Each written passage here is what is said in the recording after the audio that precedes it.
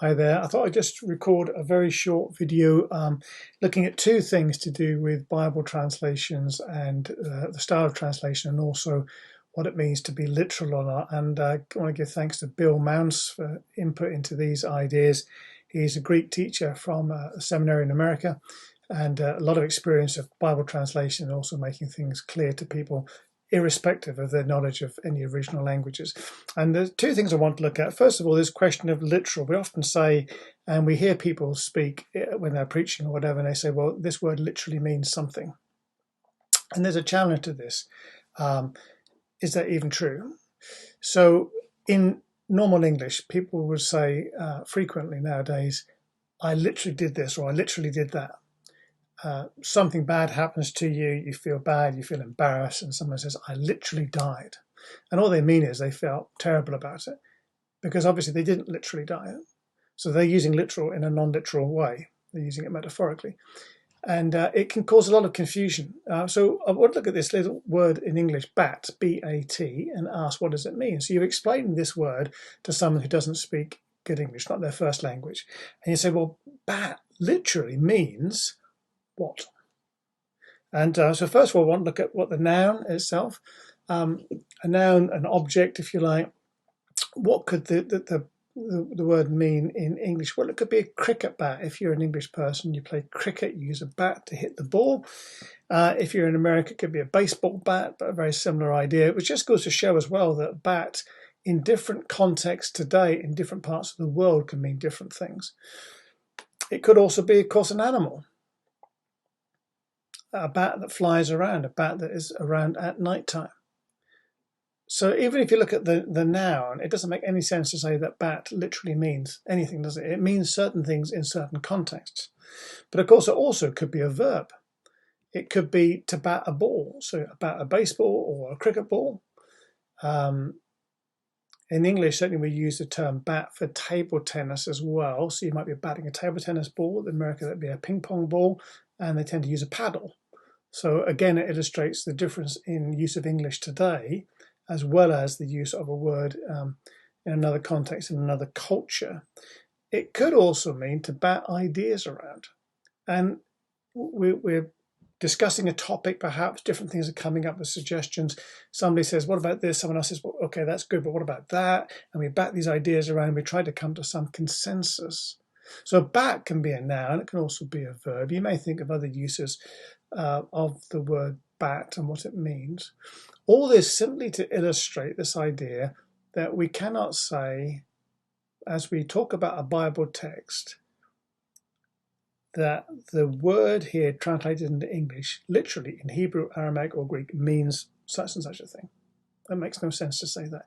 You could say that in the context of the passage, it is likely that that word means such a thing. Well, that would make perfect sense. So if you are thinking about a cricket match and you're describing the players, they get up, they pick up their bat and they stride out onto the cricket pitch. Now that bat is a cricket bat, and it is a noun, and it is obvious what it is because of the context. But if you just said, she picked up a bat, it could be a cricket bat, it could be a table tennis bat, it could be a baseball bat, it could be an animal. You have no idea, just in that one sentence. So the wider context is really important. So I want to encourage you not to get too hung up when people say, well, this word literally means such and such a thing, because it probably doesn't. It could well mean that it has that understanding. We have that understanding of its meaning in a particular context, and that's absolutely fine. But it's not literal. Little thought, really, but I think these things are quite important if we're going to be careful in our use of the Bible text. The other one is about word versus meaning. And again, this is credit to Bill Mounce on this particular topic. He was a translator of a number of different Bible translations, some of them quite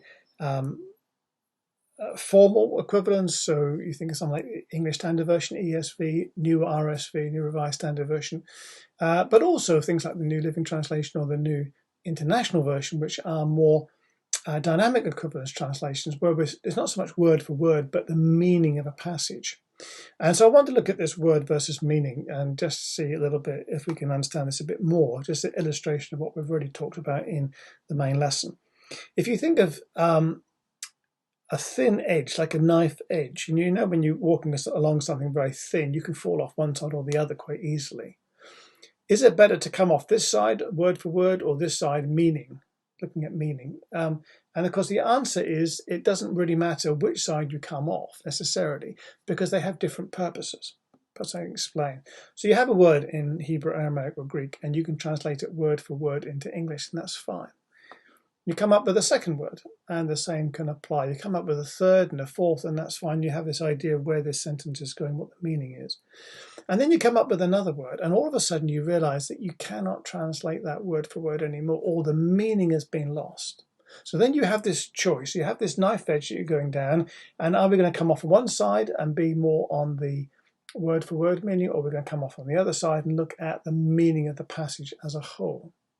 Are we going to leave the decision as to what this means to the reader? That's what the word for word translation will do. Or are we going to say, well, to the reader, this is what it means? And there is a difference. Neither is better or worse, but they are different. It's important we understand the distinction. So we're coming along, we're reading this verse and this word 1, 2, 3, and 4, and it's fairly easy to translate that into English. And all of a sudden we come up with a concept or a word that we cannot do that with, or it doesn't seem to make sense. What the word for word translations will do is present that question by leaving it a little bit ambiguous in the English text, and then it's down to the English reader to decide, well, what does that mean? On the other hand, a dynamic equivalence text, we're looking at the meaning. We'll say, well, we're not going to fall off the knife edge on the word for word because it doesn't mean anything. We're going to decide what the meaning is and present that to the reader. New Living Translation or the NIV in places is very much like that.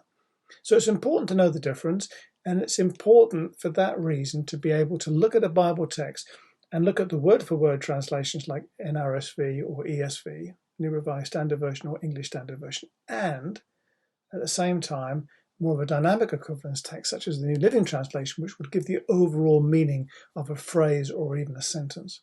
So those are the two. Neither are better or worse, they're just different. But these are important distinctions to have in mind. As other things come to mind, we'll be adding these to the course, and I trust that they'll be a real blessing to you.